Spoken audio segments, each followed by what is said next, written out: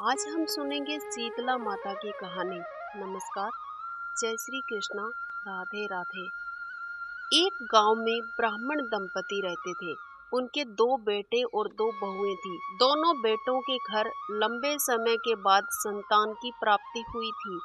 इतने में ही शीतला सप्तमी का महापर्व आया। घर में पर्व के अनुसार ठंडा भोजन खाने की परंपरा भी थी। दोनों बहुओं के मन में विचार आया, यदि हम ठंडा भोजन ग्रहण करेंगे तो बीमार हो जाएंगे और अभी तो बच्चे भी छोटे हैं। इस कुविचार के कारण दोनों बहुओं ने ठंडा भोजन ग्रहण नहीं किया। फिर सास बहू शीतला माता की पूजा करने मंदिर गई, कथा सुनी और फिर सास वहीं बैठकर शीतला माता के भजन करने लगी। दोनों बहुएं बच्चे रोने का बहाना बनाकर घर आ गई और घर आकर गर्म खाना बनाकर रोटला चूर कर पेट भरकर खाना खा लिया। सास ने घर आने पर बहुओं से भोजन करने के लिए कहा तो बहुओं ने ठंडा भोजन करने का दिखावा करके घर के काम में लग गई। सास ने कहा, बच्चे कब के सोए हुए हैं, उन्हें जगाकर भोजन करा लो बहू। बहुएं जैसे ही अपने अपने बेटों को जगाने लगी तो उन्हें मृत प्राय पाया। ऐसा बहुओं की करतूतों के फलस्वरूप हुआ था। माता शीतला के प्रकोप से हुआ था। बहुएं विवश हो गई। सास ने घटना जानी तो बहुएं झगड़ने लगी। सास बोली कि तुम दोनों ने अपने बेटों की बदौलत शीतला माता की अवहेलना की है, इसलिए मेरे घर से निकल जाओ और बेटों को जिंदा स्वस्थ लेकर ही घर में पैर रखना।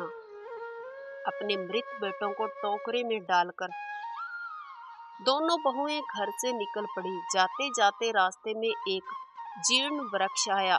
ये खेजड़ी का वृक्ष था। इसके नीचे ओरी और शीतला दोनों बहनें बैठी थी। दोनों के बाल बिखरे हुए थे और जूं गिरी हुई थी। बहुएं भी थक हार कर चलती फिरती शीतला और ओरी के पास आकर बैठ गई। उन दोनों ने शीतला और ओरी के बालों से खूब सारी जुएं निकाली। जुओं का नाश होने से ओरी और शीतला ने अपने मस्तक में शीतलता का ठंडक का अनुभव किया और कहा, तुम दोनों ने हमारे मस्तक को शीतलता प्रदान की है, वैसे ही तुम्हारे पेट को भी शांति मिले। तो दोनों बहुएं एक साथ बोली कि पेट का दिया हुआ ही लेकर हम मारी मारी भटक रही हैं, परंतु शीतला माता के दर्शन नहीं हुए हैं।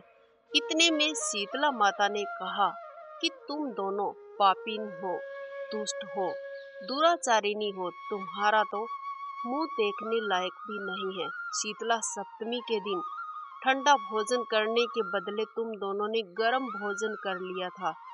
यह सुनते ही बहुओं ने शीतला माता को पहचान लिया। देवरानी जेठानी दोनों माता जी का वंदन करके गिड़गिड़ाते हुए पैरों में गिर पड़ी और बोली, हे माता रानी, मुझे क्षमा कर दीजिए। अनजाने में गर्म भोजन खा लिया था और आपके प्रभाव को हम नहीं जानती थी। हमने ये सोचा कि ठंडा भोजन करेंगे तो हम बीमार पड़ जाएंगे। आप हम दोनों को माफ कर दीजिए। ऐसा दुष्कृत्य हम कभी नहीं करेंगे।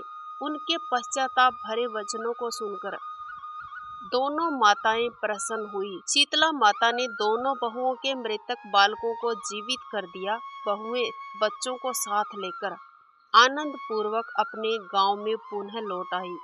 गांव के लोगों ने जाना कि दोनों बहुओं को शीतला माता के साक्षात दर्शन हुए हैं।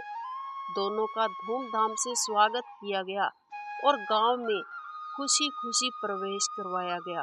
बहुओं ने कहा, हम गांव में शीतला माता के मंदिर का निर्माण करवाएंगे और चैत्र महीने में शीतला सप्तमी के दिन ठंडे भोजन को ही ग्रहण करेंगे समस्त गांववासी।